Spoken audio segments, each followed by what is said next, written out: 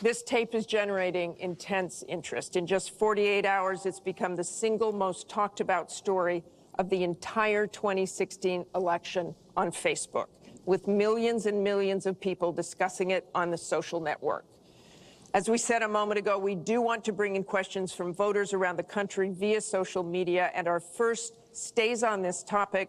Jeff from Ohio asks on Facebook, Trump says the campaign has changed him. When did that happen?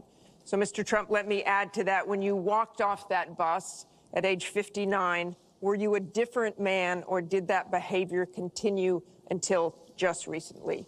And you have 2 minutes for this. As I told you, that was locker room talk. I'm not proud of it. I am a person who has great respect for people, for my family, for the people of this country, and certainly I'm not proud of it. But that was something that happened. If you look at Bill Clinton, far worse, minor words, and his was action. His was what he's done to women. There's never been anybody in the history of politics in this nation that's been so abusive to women.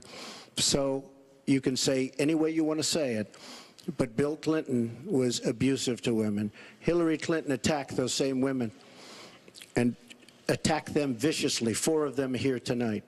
One of the women, who is a wonderful woman, at 12 years old, was raped at 12.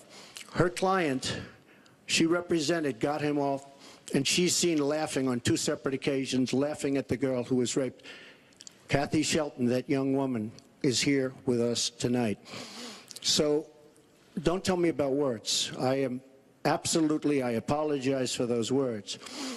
But it is things that people say. But what President Clinton did, he was impeached. He lost his license to practice law. He had to pay an $850,000 fine to one of the women, Paula Jones, who's also here tonight. And I will tell you that when Hillary brings up a point like that, and she talks about words that I said 11 years ago, I think it's disgraceful, and I think she should be ashamed of herself, if you want to know the truth. Can we please hold the applause? Secretary Clinton, you have 2 minutes. Well, first, let me start by saying that so much of what he's just said is not right, but he gets to run his campaign any way he chooses. He gets to decide what he wants to talk about. Instead of answering people's questions, talking about our agenda, laying out the plans that we have that we think can make a better life and a better country, that's his choice. When I hear something like that, I am reminded of what my friend Michelle Obama advised us all. When they go low, you go high. And look, if this were just about one video, maybe what he's saying tonight would be understandable. But everyone can draw their own conclusions at this point about whether or not the man in the video or the man on the stage respects women. But he never apologizes for anything to anyone. He never apologized to Mr. and Mrs. Khan, the Gold Star family, whose son, Captain Khan, died in the line of duty in Iraq, and Donald insulted and attacked them for weeks over their religion. He never apologized to the distinguished federal judge who was born in Indiana.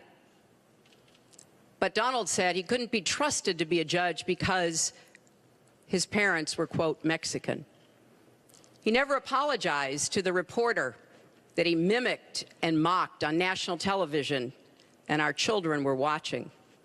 And he never apologized for the racist lie that President Obama was not born in the United States of America. He owes the president an apology, he owes our country an apology, and he needs to take responsibility for his actions and his words.